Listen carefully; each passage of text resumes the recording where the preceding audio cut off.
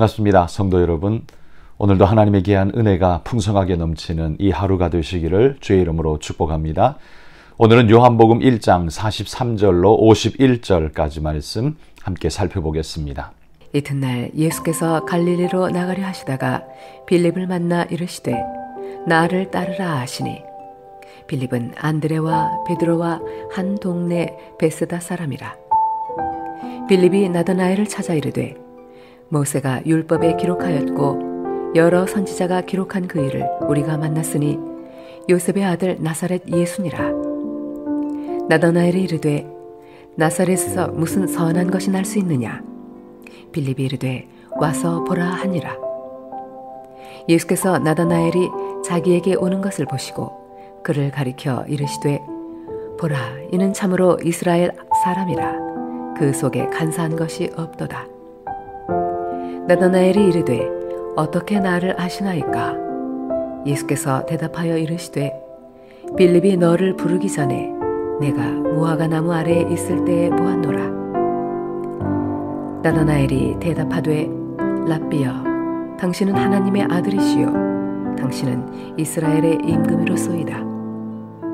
예수께서 대답하여 이르시되 내가 너를 무화과 나무 아래에서 보았다 하므로 믿느냐? 이보다 더 큰 일을 보리라. 또 이르시되 진실로 진실로 너희에게 이르노니 하늘이 열리고 하나님의 사자들이 인자 위에 오르락 내리락 하는 것을 보리라 하시니라. 자, 오늘은 주님께서 빌립과 나다나엘을 제자로 맞으시는, 이끄시는 모습을 오늘 소개하고 있습니다. 빌립의 전도는 아주 단순하게 나타납니다. 빌립을 들어 말하길 나를 따르라 라는 한마디 말씀으로 빌립은 순전하게 주님을 따랐던 이 모습을 보여주죠. 다른 군더더기가 없는 한 말씀에 오로지 순종하고 있는 빌립을 보노라면 나는 주님을 얼만큼 제대로 따르고 있는가라는 그 도전의 말씀을 받게 됩니다. 빌립은 군소리 없이 주님을 쫓는데 나는 군더더기가 너무 많지 않았나?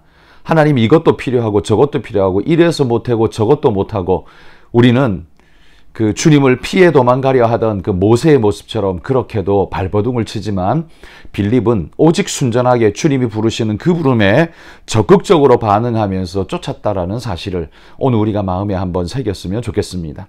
오늘 우리가 또 하나 살펴볼 사람은 나다나엘이지요. 나다나엘이라는 이 이름은 여기 요한복음에만 등장하는 이 사람인데 어떤 이들은 이를 바돌로메라고 부르기도 하고요. 혹 어떤 사람은 이 사람은 아마 마태를 가리킬 거다 이렇게 말하는 사람도 있습니다. 그래서 이 나다나엘이 정확하게 누구다라고 말하는 건 좀 어렵습니다만 이 사람도 역시 주님의 제자로 부름받은 한 사람, 그 12명 중에 하나였다라고 말합니다. 이 나다나엘은 예수님께서 빌립을 만나셨을 때 빌립이 감격과 기쁨으로 쫓아와서 나다나엘에게 예수님을 소개합니다.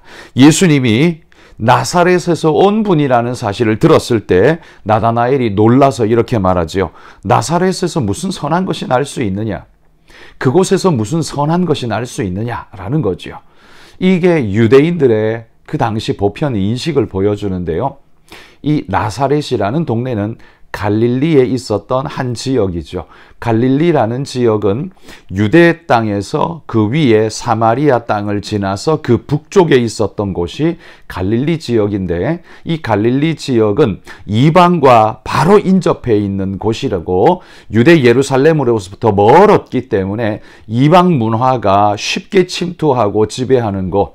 그래서 유대 땅이기는 하지만 그러나 그곳에서 위대한 선생이 날 수는 없다라고 그렇게 유대인들이 믿고 있었다라는 거지요. 그런데 지금 그곳에서 오신 위대한 선생님에 대한 이야기를 하다 보니 나다나엘이 믿기지가 않는 겁니다. 나사렛에서 무슨 선한 것이 날 수 있느냐? 이것이 예수님을 믿는데 첫 번째 걸림돌이 되었습니다. 그런데 예수님을 만나보니까 예수님의 말씀의 권위가 남다르다는 것을 깨닫게 됩니다.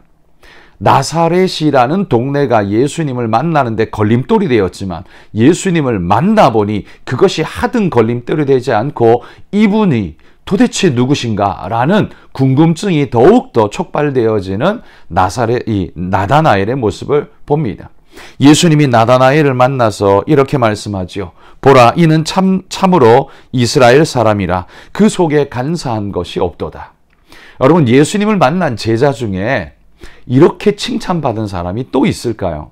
이 사람이 누군지 모르지만 우리는 참 이 사람을 부러워해야 합니다. 주님을 만날 때 주님이 이 사람은 진짜 이스라엘 사람이다. 간사한 것이 없는 가장 경건하고 순전한 사람이다. 라고 말해줄 수 있는 이 사람이야말로 정말 대단한 사람이 아닌가 생각이 듭니다. 그러자 나다나엘이 이렇게 말합니다. 아니, 나를 아십니까? 나를 어떻게 아십니까? 라고 묻습니다. 놀라운 표현이죠. 그러자 예수님이 이렇게 또 대답합니다. 빌립이 너를 부르기 전에 네가 무화과 나무 아래에 있을 때 내가 너를 봤다 라고 말씀합니다. 빌립이 너를 부르기 전에, 이 말은 빌립이 내게 뭔가를 정보를 주거나 어떻게 하거나 하기 이전부터 내가 너를 알았다는 것이고, 네가 무화과 나무 아래에 있을 때 보았다. 이것이 아마도 결정적인 힌트가 아닐까 싶습니다. 여기 쓰여 있지 않기 때문에, 성경이 기록하지 않기 때문에 우리가 정확히 모르지만 아마도 나다나엘은 하나님 나라를 기다리면서 무화과 나무 아래를 자신의 기도의 처소로 삼고 그렇게 기도하며 하나님 앞에 부르짖었던 경건한 유대인이 아니었던가 생각됩니다. 그러니까 오직 무화과 나무 아래 그곳에서는 그 누구도 만나지 않고 오직 하나님께만 기도했던 나다나엘의 장소가 아니었을까, 그렇게 추측되어진다라는 말이죠.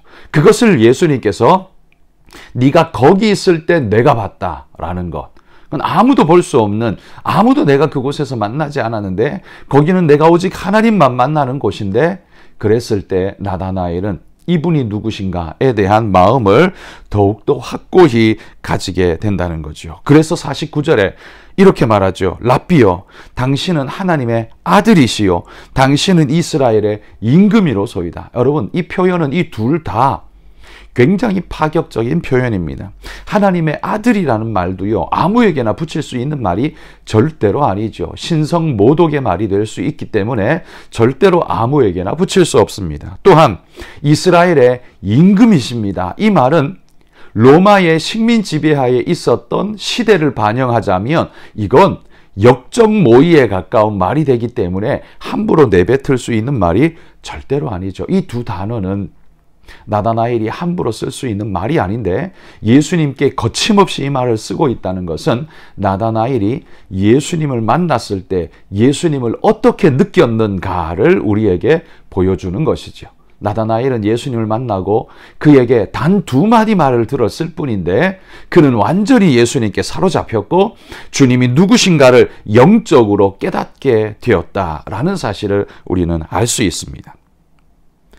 주님을 만났을 때 그는 완전히 주님 앞에 사로잡힌 존재가 됩니다. 주님이 그를 만났을 때 주님은 그를 알아봐 준 사람이 되었습니다. 여러분, 저는 오늘 이 나다나엘을 보면서 너무 부럽다 이런 생각을 하게 됩니다.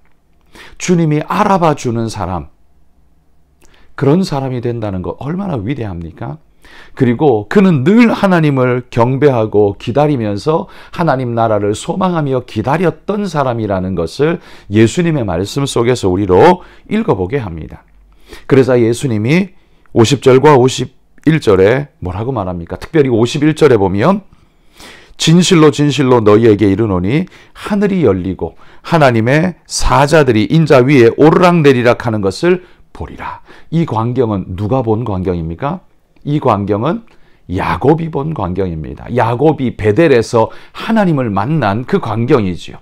야곱은 그것을 보고서 야 두렵도다, 이곳은 하나님의 문이다, 하나님의 집이다 이렇게 외쳤었습니다. 그런데 지금 나다나엘에게는요, 인자 위에 오르락내리락 하는 걸 볼 것이다. 인자가 하늘의 새 사닥다리 통로가 되는 것을 너희가 볼 것이다 라고 말씀하는 거죠. 이 인자를 통해서 하늘의 문이 열리고 하나님께로 나아가는 길이 열릴 것임을 주님께서 나다나엘에게 말씀해 주고 있다는 겁니다. 여러분, 우리도 주님을 만나면 하늘의 길이 열리게 될 것을 확신합니다. 우리가 주님을 만날 때 주님으로부터 하늘로 가는 길이 우리에게 활짝 열릴 것을 믿습니다. 더불어 우리가 바라고 소망하는 것, 주님이 나다나엘을 만날 때의 그 기쁨과 감격으로 그에게 고백해 주셨던 것처럼 우리도 주님 만날 때 주님이 우리에게 그 감격과 아름다운 고백을 해 주실 수 있을 만한 그런 모습으로 주님 앞에 설 수 있기를 소망합니다. 여러분, 오늘도 이 하루를 그냥 분주한 생활인으로 살아가는 정도로 마무리하기보다는 정말 하나님을 간절히 만나고 또 만나고자 하는 애쓰는 경건한 하나님의 사람으로, 또 하나님이 그렇게 인정해 주시고 칭찬하실 만한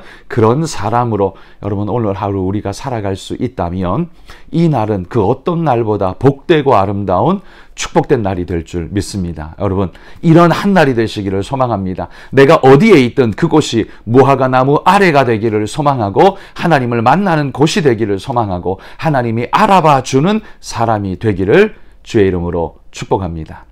우리 잠시 오늘 이 말씀을 기억하면서 함께 기도하도록 하시죠. 또 기도하실 때 오늘은 인도의 이윤식 이춘경 선교사님 위해서도 기도해 주시면 감사하겠습니다. 우리 잠시 함께 기도하겠습니다.